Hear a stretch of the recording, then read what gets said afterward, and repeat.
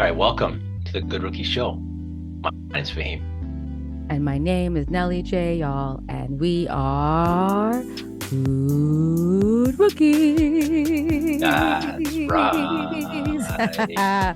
What's going on, everybody? Happy Good Tuesday, and guess what? It's the Good Rookie Show. Yeah. What's going on, y'all? As you know, we're your hosts coming to you from Toronto, Canada, the 6th.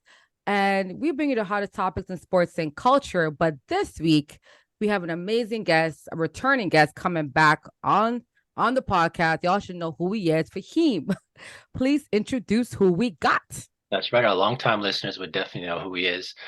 This is, like you said, a return. Is this a third time, Ran?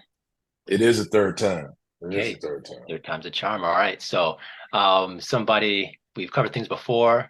We'll get a chance to see what it progressed since you've last been with us. And definitely for the culture, now JB, I have to do more of a deep dive into what you got going on now. It's going to be interesting. Everybody, welcome. Randy Holcomb to the podcast today. Appreciate it, boss. Appreciate it. What's up, you guys? How you doing? Good. How are you doing? Doing amazing. Well, you know what? That's great. Happy to have you back on the podcast. Always a pleasure to speak hoop, basketball, and a whole bunch of sports with you. Even though you destroyed my team on fantasy football this week, this is kind of, it's kind of hard to talk to you right now as a guest, but I won't be petty. But anyways, So Ren, I have a quick question for you because this is a fun thing that I saw this week. The NBA started out. NBA is Bizak. I know we're all excited to be watching basketball, baseball World Series. We got hockey back. We got football. I mean, If you're a sports fan, it is Christmas. Okay, so Ren, right now for the home opener, there was prices for all the games out right this week. Can you tell me which team do you think had the most expensive home opener tickets? San Antonio. Okay, that's a good guess. Do you want to guess for him? Do you want to guess for him? Yeah, sure. I'll throw in one. You say San Antonio, it's a good one. I'll go with the Lakers. All righty. So, I mean, guys, hold on to your seats. It was the Knicks. Oh, wow. The Knicks are still... Yo, man, they got some loyal fans in Madison Square, but the Knicks had the highest tickets. This would be a tick pick in terms of averages. It was $216, but the Lakers was the second place. And the Spurs was actually all the way down in the middle of the pack with $42. So even with Wemby there, everyone knows their team is not going to win a lot of games, maybe. So that's probably why. But the fact that it's Knicks, then Lakers, then Warriors, Boston, Nuggets, and the Kings. All are California teams. This can't be a quint. I mean, Lakers. Well, except for the Clippers, though. Clippers are actually not. They're worse than the San Antonio Spurs, I believe, from what I'm seeing here. So anyway, I feel it's kind of a cool little stat to talk about because I did not think the Knicks would still be number one. Any thoughts on that? Well, I was going to say that I guess it kind of fits. I mean, New York is one of the more expensive places in the United States, so I would say that they would probably have to be at the top of the list.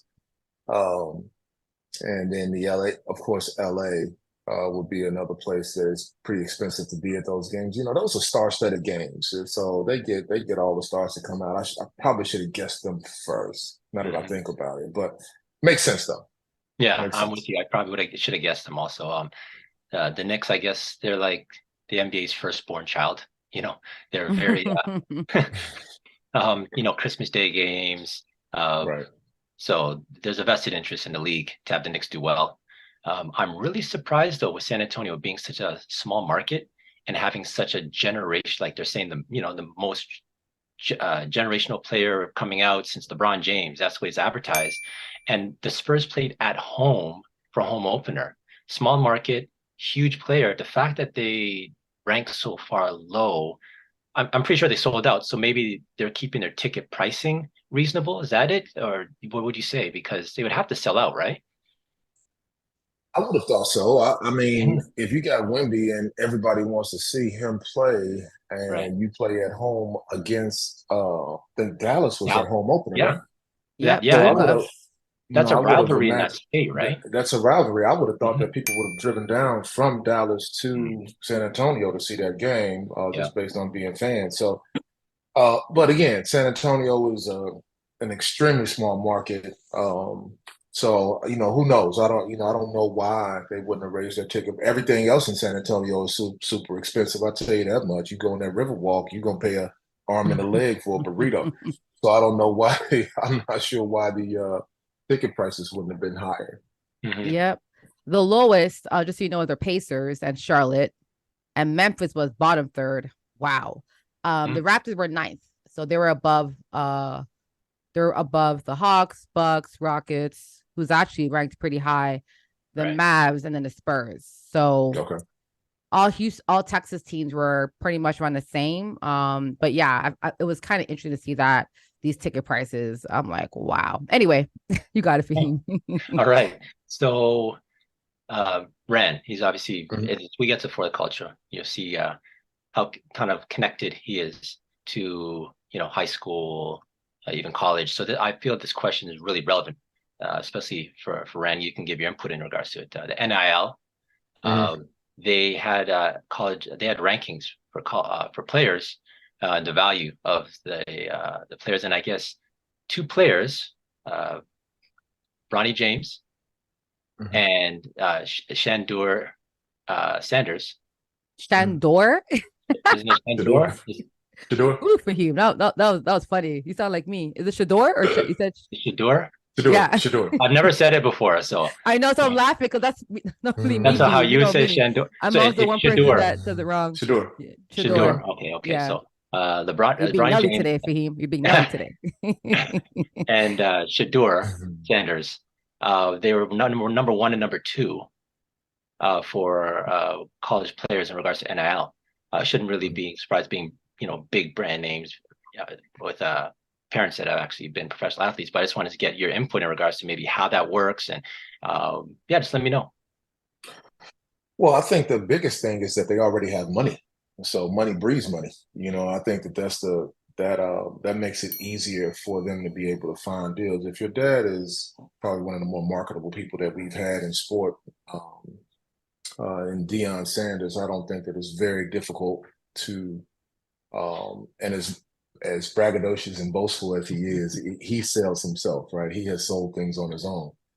Um, so his son, who's has been playing pretty well. I don't think that it's unwarranted, but I don't think that that happens if Shadeur's last name is anything except Sanders, right? I think that that is definitely a reason for that to happen. Bronny, much the same. Bronny hasn't played a game, and we don't even know how good he's going to be as a freshman. Now, again, he can. I know he's a player, but I don't know. I don't know the extent of where he's going to fit into college and how he's going to impact college. But I do know this that he is someone who can sell a product to young people, and in that, I think it's warranted again that he is NIL uh, mogul, I guess, quote unquote. But I think the common denominator with both of those players is that they come from money already, and that money doesn't necessarily change life for them. But for some of the others, it may.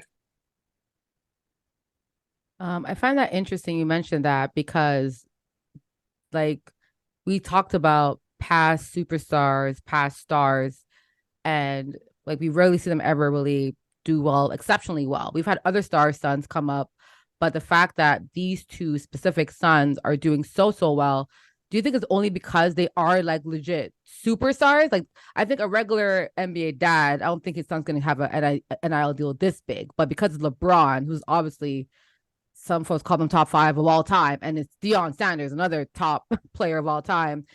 I think it's probably a very an outlier in terms of like pro player sons getting a big contract. You know what I'm saying? Like I don't think it'll happen for any other like the Boozer Right. twins. I don't think they're gonna have no big NIL deal like this. Right. Right. Well, you're also talking about, LeBron James, who was arguably the greatest player to ever play basketball. Deion Sanders, who was arguably the best DB to ever play, best corner to ever play the game. and two very big personalities, right? You got two very big personalities that understand how to sell, right? They understand how to be, I don't know, fixtures, right? Both, you got two guys who've had their own sneaker. Their sneaker is still really popular. Their sneaker is more of a heritage kind of a brand for Nike.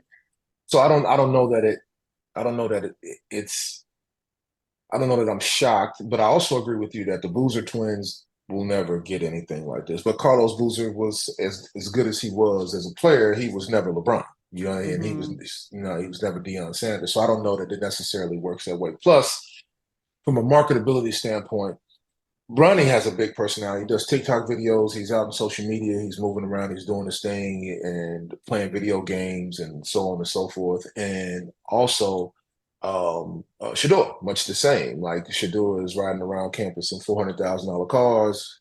Again, big personality, Rolex watches, and things of this nature. They just breed. They come from good stock. They breed money, right? You know what I mean? So their NIL situation. Even if they didn't have it, the machine, they already have the machine going behind them that will propel them forward. Nelly, you and I were talking earlier on Clubhouse. Well, I was talking and you were in there about marketing and how important marketing is, and how marketing you can have a bad product, but if it's marketed, you will sell that product, right? I don't want to disparage anybody's hamburger taste, but McDonald's does not have the best hamburger, but they do have the best real estate, and they market themselves. They're everywhere, so you see them, so you stop there if you want a burger. I don't find. I'm not saying that Shadeur and Bronny are McDonald's. I don't want to say that. But they're not the best players in college either. To your point. Yeah, I was saying I don't want to say that loudly. I was closing my I'll say eyes it for because you. I was Okay. trying. They're Okay, not the cool. best, and they're not the best. Yeah. But they are very visible, right? They're marketed in a way that that their play at some point their play is going to have to kick in. But as it stands right now, they're so marketable that NIL makes sense for them. So how does their deal being so big, how does that affect the market?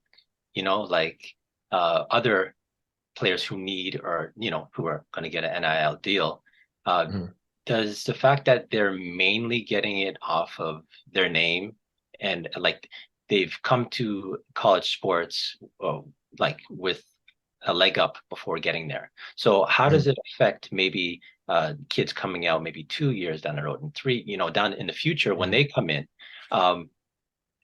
Is it a good thing that these guys are getting paid so much more than maybe the others? Or could it be maybe a bad thing if someone in the future is coming in because they've raised the bar of what they could pay to these players? Is it going to affect someone who doesn't have that kind of brand name behind them? You get what I'm saying? I absolutely do it. Okay. So yes, I think that first it does affect the next guy in a negative light, right? Because I think by the time we get 3 or 4 years down the line, we're going to have regulations on this. This is already something that's being talked about in Congress, right, in the United States. So there's definitely going to be some regulatory action on this thing to figure out what we're doing and where's this money coming from, right? And why is it being allocated? What are these kids actually selling? Shedeur, he's on a KFC commercial. So again, that pushes KFC. But what if it's just a kid where a Mercedes-Benz dealership in town that a booster owns gives him a car and some money? How does that push the brand forward? Is this just a way to cheat, quote unquote, legally, right? Now, there's a double-edged sword to that. We've had multiple years where the NCAA has made billions of dollars and didn't give the kids any. So a part of me also believes that the kids should get whatever they can because the schools and the NCAA is making money hand over fist. This is a pseudo version of indentured servitude, might I say, right? I don't want to say slavery because it's not. You have a choice, but this is like for so many years, it was like indentured servitude where, okay, we're going to give you an education, that is worth, and we're going to tell you what that education is worth in dollars, right? And then we're going to take all the rest of the dollars and apply them to the gym or the stadium or the new chemistry building on campus, right? I don't know that that's necessary. In fact, I know that that's not fair. So how we regulate this and what we do and how it affects the kids, I think it's going to be sort of case by case. But I do think that the same schools, when you talk about the SEC, the ACC, the Big 10, Big 12, we don't have the Pac-12 is about to fold up, but those power conferences are they're going to continue to make a boatload of money. So I think the kids should be compensated for that. Mm-hmm. Mm-hmm. I do want to add one little, me, I love like random facts, but in regards to this topic, I have the top 10 NIL deals for this school year, right? You guys can guess, but guess which sport has the most players with the highest NIL deals? I think you guys know this already, but putting it out there. I don't know. I don't know it. Yeah. Okay. Football. Yeah. Football has, so they have literally 7 quarterbacks on this list, the top 10. So which I find interesting. The other 3, 2 are basketball. So we know Bronny. The other one is Angel Reese. She is top 7. So that is interesting. And then the other, the gymnastics, Livy Dune, a gymnast. She's at, I think, LSU. So LSU has 2 athletes, gymnastics and a basketball player, both women, that is top 7. And the rest are all football.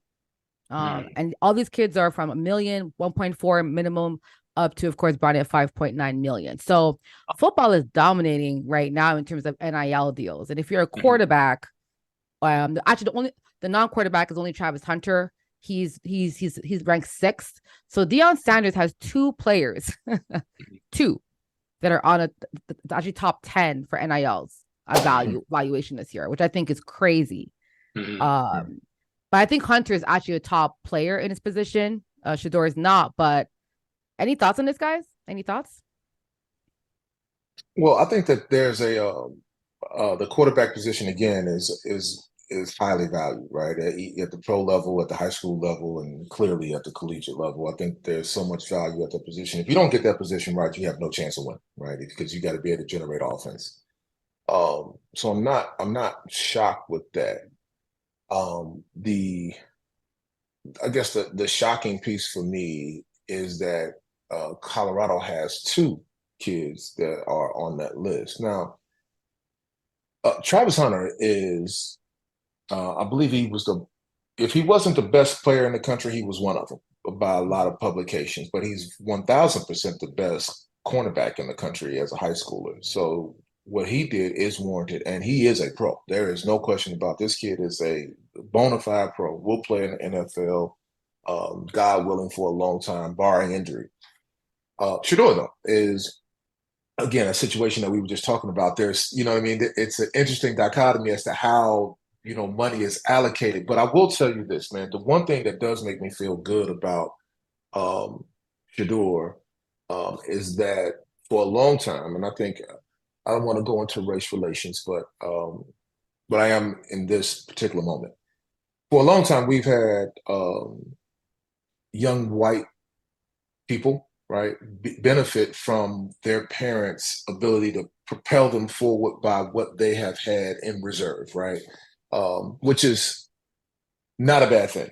I'm missing the word that they use for this. I forget the word that is used to describe what this is. I'm drawing a blank. It's like on the tip of my tongue. But bottom line is that the Deion, being who he is propelling his son forward. And I think that that's what family should be about. That's what the other cultures outside of what we call Black culture have been able to do. And in that propelling, we're using, oh my God, it almost came to me again, the word I was looking for. But that ability to propel your family forward is not a bad thing, man. That's actually what it's supposed to be about. And family is extremely important, right? And when you're trying to build legacy, right? And I think that the one thing that Dion is doing is building a legacy. He's making sure that his legacy is secure, so that his kids can take care of their kids, but not having to take care of him.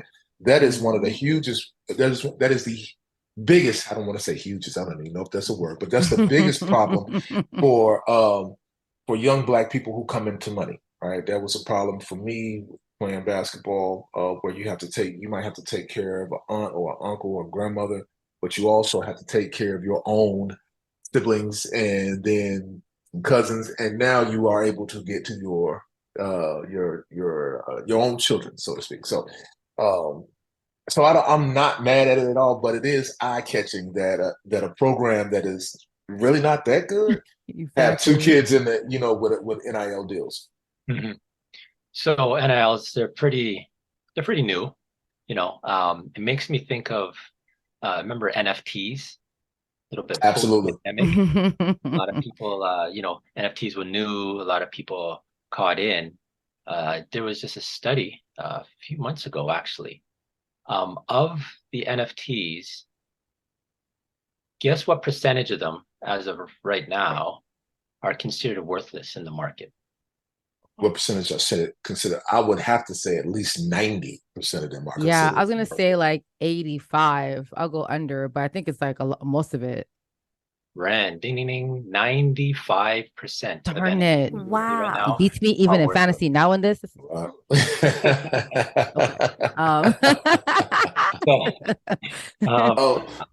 I just say that to say that. I say that to say that NILs, they're new, but this is something that it's not the chances of it trending away are next to none. Like this, I think, is the future, and I think a lot of kids from the future are going to be benefiting from this. Yeah, so I'll end there with that. On this point, I think it's time to go to for the culture. For the culture, we like to highlight individuals for the culture.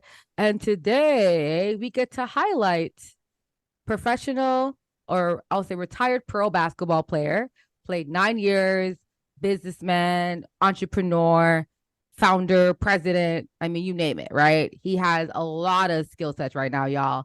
But we're here to highlight Mr. Randy Alfred Holcomb Jr. Woo! Full name, y'all. That is funny. So, Rand, we've had you on the podcast before. If those who don't know, he's the founder of Alfred's House, founder of the Run Sports. Alfred's House is a luxury leather goods fashion house inspired by vintage American sports. I mean, basketball, like backpacks, you name it. And you work with various types of clients and customers. Now, on top of that, you have the Run Sports, which is a media company that's all around giving young athletes exposure, right? Which I think is amazing. And on top of that, Rand, you've been doing a lot of new amazing things on the website. So please tell the folks more about what you got going on, and especially about, the need or the mission behind the Run Sports. And then we'll jump to Alfred's House. You got it. So the Run Sports, thank you so much. Well, let me say this first. For all that I do, I depend heavily on the people around me.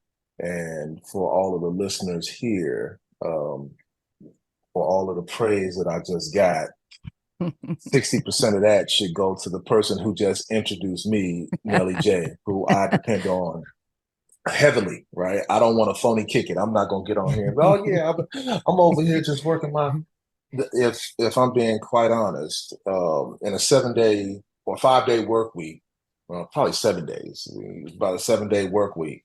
4 of those days I'm being led by Nelly J, right? Purposely, right? She is the real CEO of the Run Sports. I got promoted? Okay, CEO. Okay. Whether she knows it or not. But in that, the goal is to be the New Yorker of the basketball world. We want to intrigue people, add thought, not just, okay, this kid is better than this kid, or this kid scored this many points.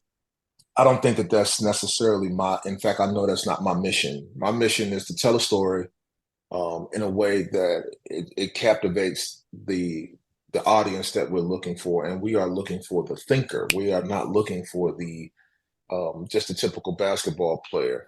To that NIL point, that money runs out, right? And what we're seeing at the end of college careers is that kids are when they're going back to wherever they came from. I'm going to try to keep this. I'm trying to put this in 2 or 3 minutes for you, Nelly. But I don't want to, I want to make sure I can condense this Take your based on the time. times that we have. But Take your time.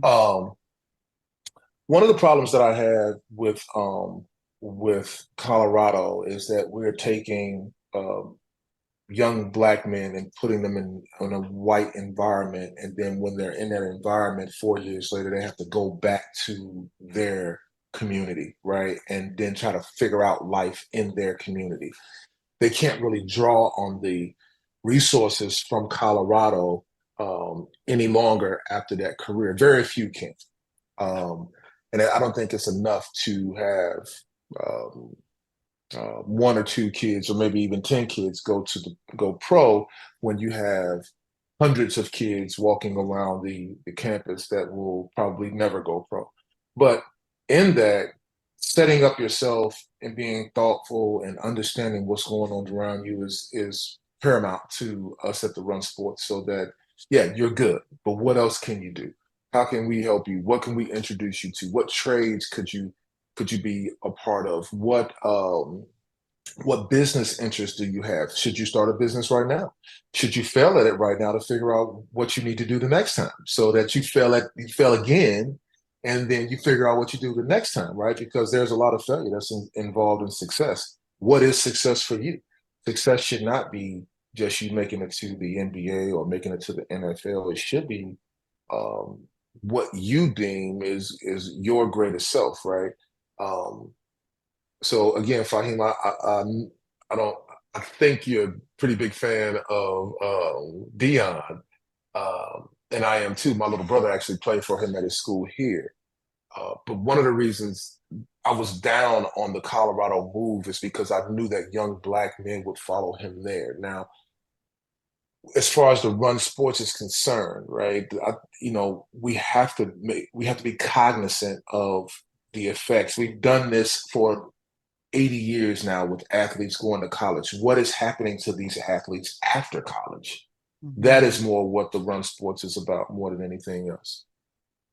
That's quite interesting. You mentioned that, because on the site, there's great articles around the importance of picking the right college from high school, right? And like for any kids playing any sport, that college identity, the college, what it could do for you during and after, is rather important. So break down your philosophy behind what do you think for any parents, because we have parents that, kids are trying to be pro. What should they look out for in terms of which college to look for their kids? Should be based on academic, should be based on the basketball program. What do you think, should be a big indicator that this school is the right fit for them? I think that the biggest indicator in choosing a school is to choose the academic piece first. I think the basketball part will work itself out. If we're looking at the kids that are getting drafted, a lot of these kids are not they're not tearing up college in a way that we think that they should. A couple of them are. There's a Paulo here and a Brandon Miller that really stood out last year. But a lot of these kids are projects. Why not go to the very best school that you can go to? I'm a firm believer that we should be trying to get our best athletes into Ivy League schools first and foremost. After that, it should be the Stanfords and the Cal Berkeleys and the Vanderbilts and those schools for academia, right? That does not mean that the program that the kid wants to be involved in later on in life is not at one of these other schools. But you have to identify that first. If we look at the kids who are really culture changers, they're coming from these Ivy League schools. These are, and sometimes they don't even graduate, but just by virtue of building a network, they become something, right? They become great, right? That part is again, something that's very, very important to me. And I'm going to try to, I'm going to try to answer the question in the next 30 seconds or so. But going into some of the other schools that kids should go to, I'm not down on my alma mater, San Diego State. But you better go there understanding what San Diego State does great, what programs they have that are great that you can be a part of, and make sure that the coaching staff understands that you want to be a part of that program, not just to stay eligible to stay at the school. That should not be the modus operandi for a kid who is not going to be a pro or has not a high level basketball player at all.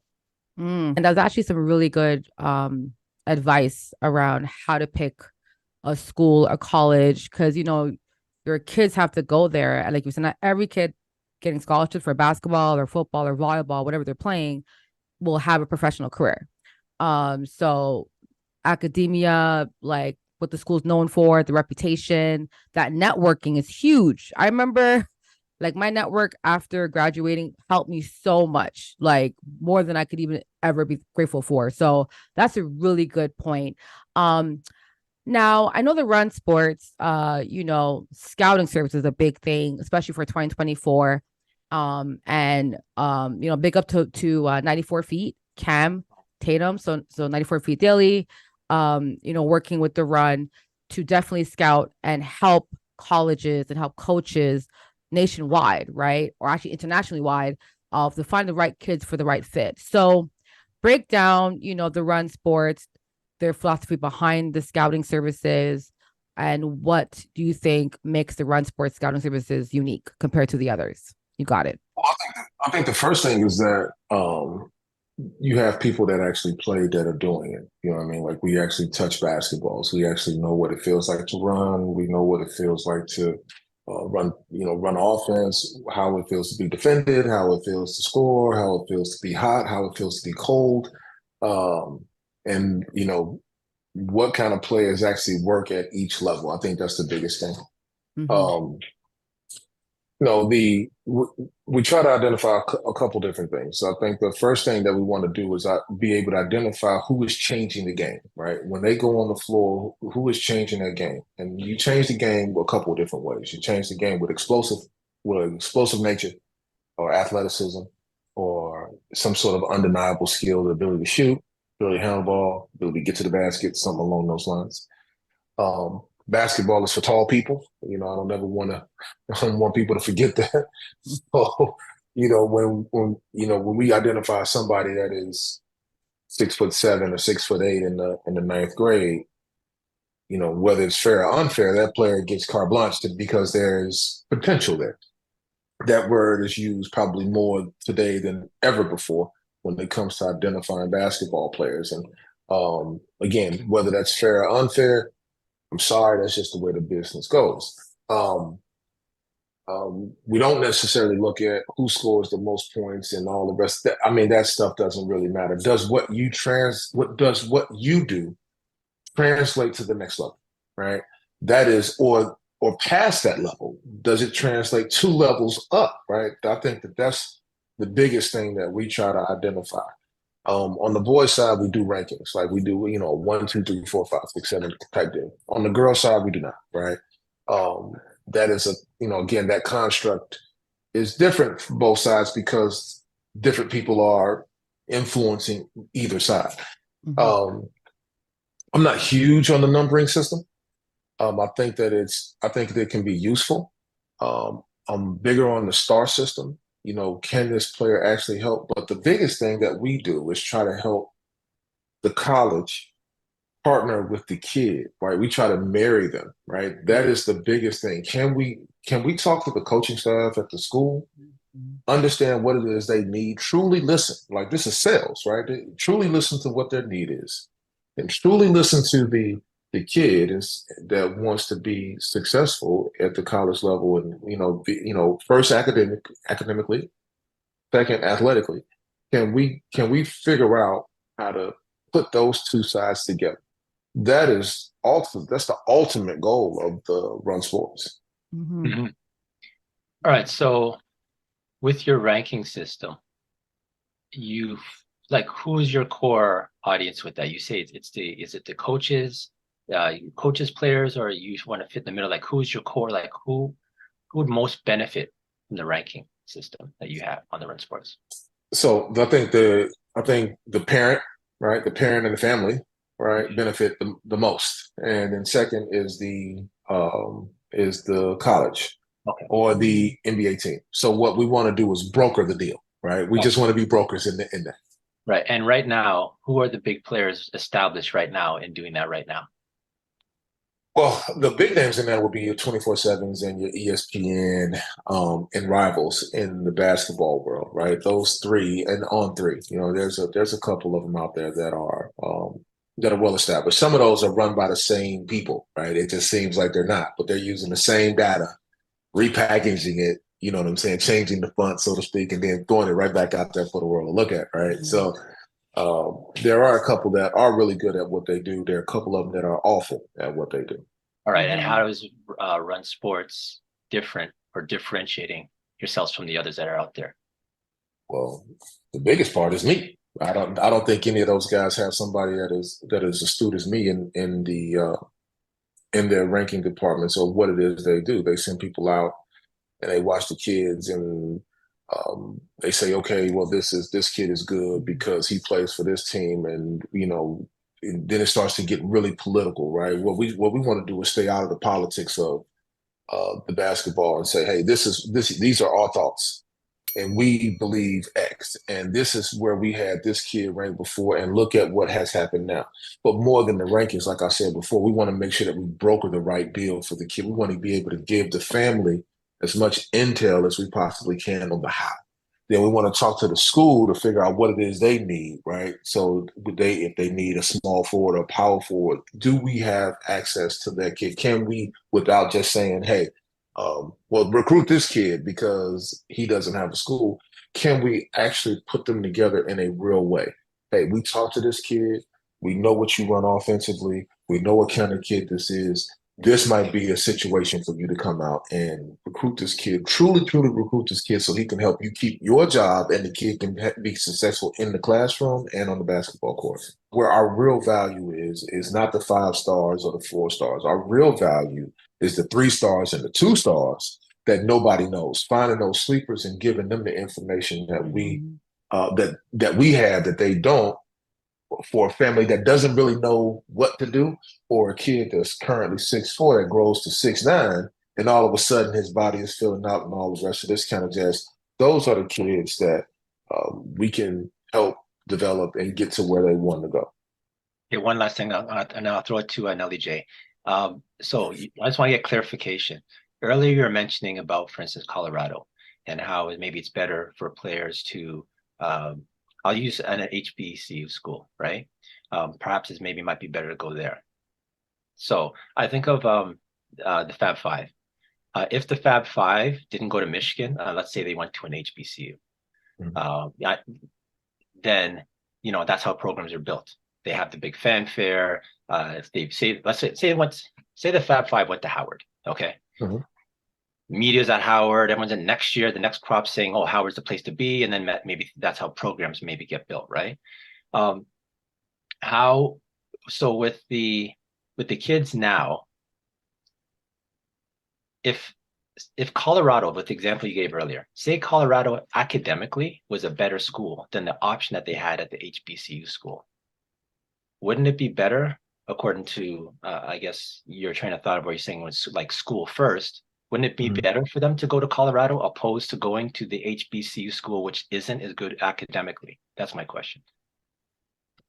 I would say no. I would say that a big part of it is culture. What happens a lot of times, this is a broader question. Okay, sorry, no.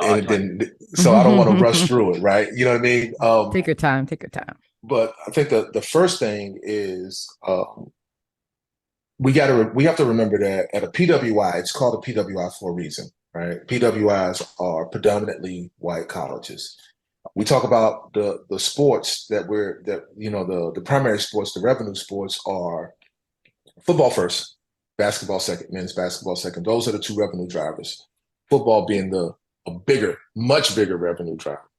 That is dominated by who? Young Black men, right? That are on these campuses, right? At a PWI, I went to one. I went to 2. You have to code switch, right? You're not who you are. You're not however you identify as either African or Black or African American or melanated, whatever that is, you are taught to code switch in a way that is not complementary to who you are. When you look at kids that go to PWIs, they are taught in a way that they still retain their Blackness if that's how they identify. They stay inside of the culture, right? While networking with people that they'll hold on to for the rest of their lives, right? Um, the academic piece is at the very top of academia is, Harvard, Yale, Cornell, you know what I'm saying? These type of schools in the United States.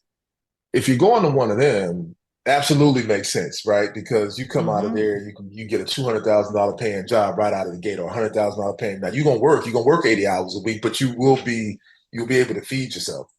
I find that when kids are not in one of those situations, I almost think it's better to go to HBCU, because at least you are around people that look and are you, and you're able to network in a very genuine way, right, to propel you forward. Because getting straight A's at Harvard isn't really the thing. It's the getting the degree, and when people see the degree path, they respect it. But going to Colorado, getting a degree from Colorado, if we're just being honest, right? If I get a degree from Colorado and I get a degree from Morehouse, it's going to depend on who's looking at that, who's hiring me is going to determine which they prefer. If I have a degree from Harvard, well, shoot, man, both hiring processes are going to take the kid from Harvard first. I would even do that in the run sports, So I think that there's it's just an interesting dichotomy. Now, again, I don't want Dion not to be successful, but at the same time, what is happening there is something that is, it's kind of cringeworthy, but he felt like he needed to do that. So I respect that. You know what I mean? And again, I don't want him not to be a great coach there, but I just don't think that. In fact, I know that taking young Black men out of their communities and putting them in a school like that in the middle of Boulder, Colorado, and then them leaving and going back, you didn't really gain anything. You know what I mean? There's no gain in that. Okay. And this is why, I mean, you're for the culture. Like, I think you broke down a lot of the reasons why you are doing the run sports, the mission behind it, and how it differentiates from other I think media. But I think the run sports, it's more than just scouting, right? It's media, it's thought-provoking, it's like it's a site that gives you a lot more, even education, right? Understanding the terminology that we hear, right? It's like, what does that mean, right? So it's bigger than just scouting. But I didn't want to have that part, because I think that's a big part of helping the youth bridge the gap. So folks, please check out therunsports.com. Okay, go to the site. If you know anyone that would love to not only partner or work with the run, check it out. As you can see, Ryan is an amazing person. So please, please, please, guys, let's support each other. Again, Rand, thank you for your contribution to basketball, to college, to high school, to all levels, right? Not just pro. So big up yourself. I appreciate you. I appreciate you. Families and to families, because that's definitely families can use the service you're providing. You know what I'm saying? So it's big. I appreciate it. I definitely appreciate that. All right. So let's wrap this up with our last segment, which is That's Absurd. That's absurd. Fahim, bro, what was absurd this week? What was absurd? Jordan Poole. Oh, Lord. Washington Wizards. He says that his NBA legacy is taken care of because he's already got a ring. Absurd. Okay. Absurd. Okay. So, Ran, I mean, what's your thoughts about NBA legacy? Like, what does that mean? I think we throw up these terms, legends and legacy. Do you think Jordan Poole has a legacy already as of today, October 2023? Well, if he has to tell us that he has one, then he doesn't, right? We wouldn't have been, he wouldn't have had to tell us. We would have been shocked by the statement. We would have already known, right? You know what I mean? Listen, I think Jordan Poole is a phenomenal player. Right, he's one of my favorite players in that league. I think he has a chance to be really good in Washington. Um, he's certainly going to score a lot of points there, and if he does, he'll be like other players that have gone there and gotten Chocolate City to get behind them. Right, he can do that.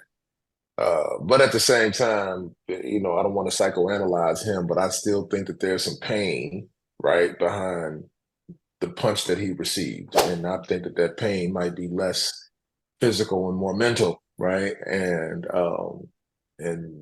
may have done some damage to his legacy while he's thinking that I think he's probably going to be known more for getting socked in the face on film than winning the championship, right? I think that we'll remember that more, right? So I think that if he had a chance, he'd probably do that over. I probably would have fought as opposed to, falling over like a lawn chair. But I think that but him as a ball player, I think that he is a heck of a basketball player in the big scheme of things. And he'll have a chance to build a legacy there in Washington, not try to, get us to believe that it's already solidified.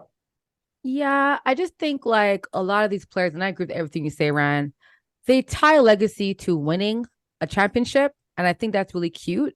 You did win a chip, right? He won with a dynasty that had three guys that will probably have their jerseys retired. I just think, the whole legacy thing, your fourth year, fifth year in the league, like I think it's such absurdity to think that now like you're good. I can now chill out, rest of my career, hang the hell out in Washington, and I ain't gotta prove nothing. Like, no, legacies are built over a decade. It's not built over a few years and you winning a chip. Like that means what for him was that kid? Is it McCall? The kid that won with us and he won with the Warriors. Yeah, I think it's Jordan. Was it Jordan? No, yeah, McCall. Was it McCall? No. Who won 3 rings? He won 2 with the Warriors and 1 with us. Patrick, I think it's Patrick McCall. Patrick, yeah, something like that. But yeah, he ain't got, damn, like, come on, man. Like, I just think we just gotta like let us, okay, players, right? Hoopers, and again, I agree. Poole is a great player, right? But let the fans, let us call you that. If you really are like that, we will let you know. But legacy is dependent on a group of individual people calling you that. And Jordan Poole, like saying I'm a legacy, that's okay. You can think that, I believe in, affirmations, but you still got work to do, brother. You got work to do. Okay, that's all. Go ahead.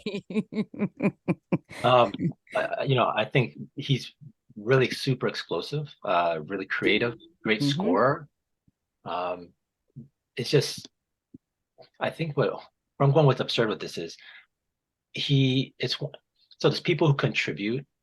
I just don't feel that his contribution to the championship was enough for him to take on such a load to say, oh, well, you know what, I'm cemented because I've got it. Yeah, he did contribute, but I mean, it's not like if you look on that team, Steph, Clay, like you go down the list and then I just feel like he was there's like primary, complementary, and then there's the other guys. I just felt he was just like another guy on the bench. So that's ultimately why I think it's just completely absurd that he's kind of rubbing it in the face of those who don't have a ring, who maybe contribute more, who maybe have a bigger legacy. So I'll end there. Yeah.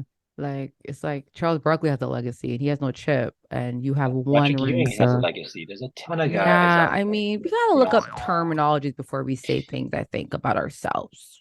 Yeah. How about he gets an all-star, an all-NBA? How about he's individually recognized from the league by an award by something?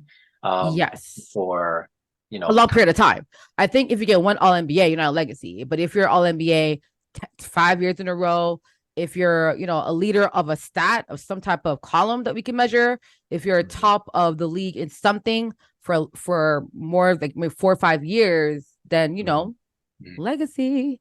I'll let you finish, Ran, but I do want to throw in this. I do think that any player that maybe has an all NBA or some kind of recognition, I still think that that's more of a legacy than Jordan Poole's ring. You got it. No, I agree totally. I think there's Again, and I really like Jordan Poole. I really do as a talent. I honestly thought that Golden State should have gotten rid of all of the old horses and allowed the new horses to kind of run with Steph. I think that made more sense. Um, Maybe not financially for them having a new arena and trying to sell out games and all the rest of that kind of jazz. But I do think that he's better today than Klay Thompson, right? I do think that he's a better option on the basketball court than Klay. Um, just by virtue of the age, right? I mean, Klay is a kind of an old dog. He's longer than two. But I'll say this again: if you got to tell me something, right, that I should know, then you're probably not that. If can we use the McDonald's thing again? Like I think Yeah, we all know sure. what McDonald's Rewind. is. Yeah, so McDonald's is known for burgers, right? You know, the burgers and fries and stuff like this, right? If I don't we know that, right? But there's another burger place that opens up down the street. They win an award, and maybe we pop in and we say, man, what else do you got? And they get offended and say, well, we got burgers. Well, I didn't know that because again, the legacy is not set. Legacy is over time. Legacy is Mhm. consistency over time.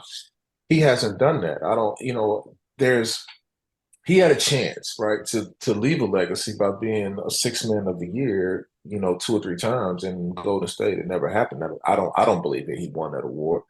That would have added to his legacy. If he wins a scoring title or something along those lines here, that adds to his legacy. But the fact is that some guys have legacy in that league, and they were like folk heroes, or they were characters, right? Again, can we talk turkey for just a second? That league is about entertainment, right? Basketball it's a spectacle, right? The guys who can create a fictional character, right, Mhm. tend to be more successful than the guys who can't. Ben Wallace, right, is a folk hero for a lot of people, right? This undersized guy who rebounds the ball with this wild hair and all the rest of that. He left us with something. Another name would be Slick Watts. He had the headband that was kind of turned to the side, and I believe he won the championship in Seattle in the 1970s, right? Everybody knows him. You know what I mean? Um, Jamal Crawford is another guy who has legacy in the league. Multiple six man of the year awards, incredible ball handler, one of the best ball handlers that we've had ever in the league. Um, at his size, 6'4". I mean, this dude was a wizard with the basketball. Um, Kyrie Irving is another one of those. You take his championship away, the ability to handle the ball and the overall skills and all the rest of that kind of stuff, the legacy, and he has missed a boatload of games and seasons and figured out every reason not to play and fought for every cause, which has also added to his legacy. He has legacy because he fights for causes and things like that too. Now, give me Jordan's and let's see if any of it stacks up. It just doesn't. So for him to say that, what he should have said, in my opinion, and I don't know how he was asked the question, but Yeah, what that's he could true. have said, was, listen, I'm here to continue to build my legacy, right? And we can Mhm. talk about that later on in my career, maybe year 8, 9, 10. We can start talking about legacy. But right now, I'm focused on just winning the next game and the next game and the next game and the next game. Try that, Mhm. right? But let's Yeah. not go, let's not be so, in our ego, you know what I mean? Because again, I believe that his ego, in fact, I know that his ego was still bruised behind getting La socked in the punch. face. La, Right. You know what I la mean? punch. Le punch. La punch. That's what I call it all the time. And that's what I have there. That's what I have there, you guys. You know what I mean? I just find it a little bit interesting, to when I was reading our talking points. I saw that and I was like, huh, did he really say that? I don't know about that. You know what I'm saying? But again, his prerogative. All right. On that note, Nelly J, let's put this episode in the books. Yes, y'all, as y'all know, thanks for listening to the Good Rookie Show. So Ran, as you know, as a third time guest repeating up in this place, it's time for you to do your shout out. So the floor is yours. Oh, So there's a few people that I want to shout out. First, I want to start with Nelly J, right? To the Good Rookies audience. Most of what I do, right, with the Run Sports especially, is spearheaded by her. And she has been a rock for me in a real way, right? And I so appreciate and love her to death for everything she's done for me in this space.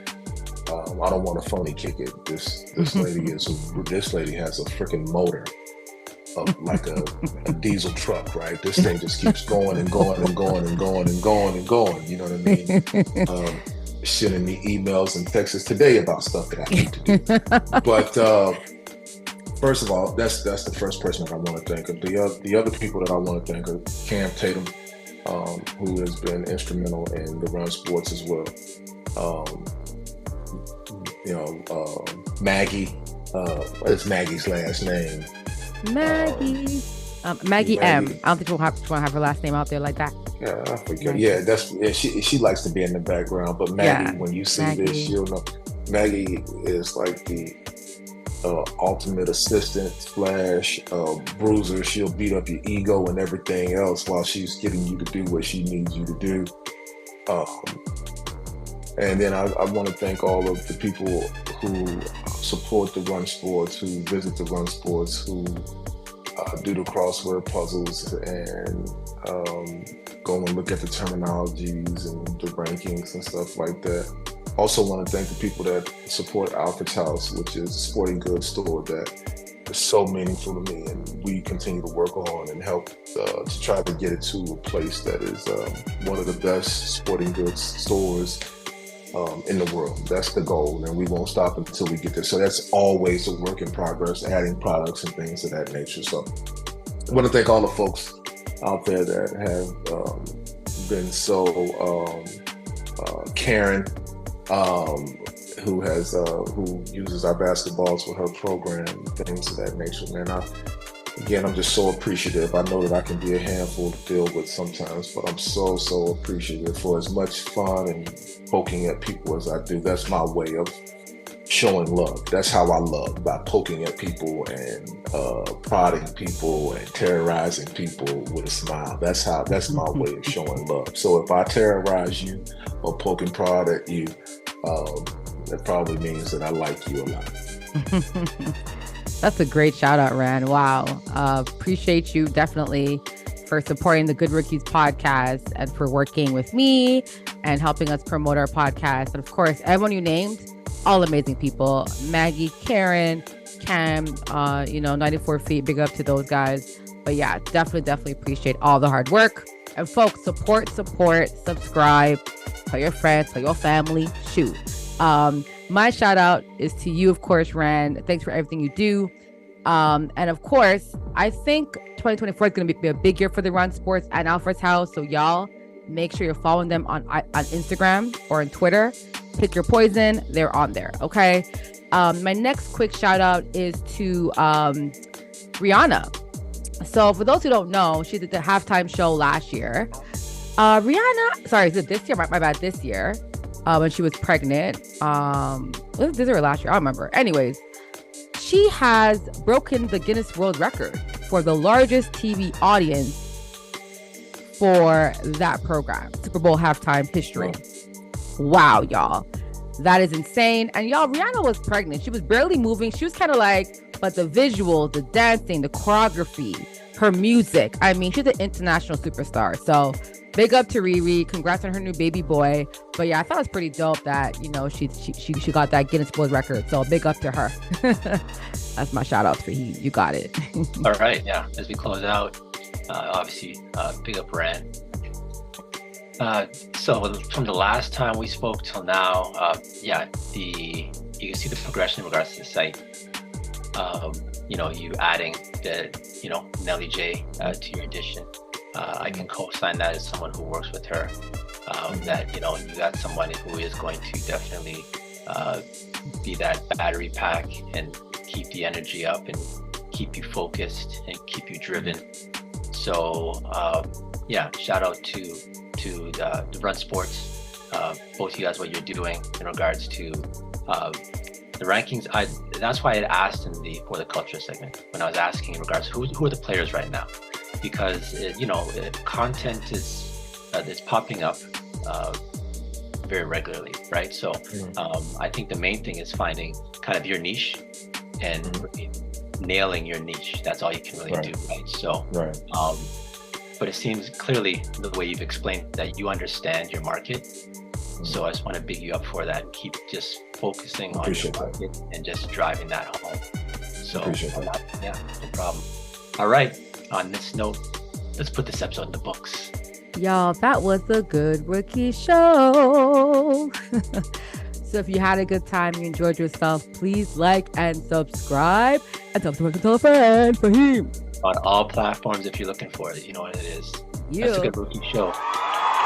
Yeah. Thank you to Mr. Holcomb.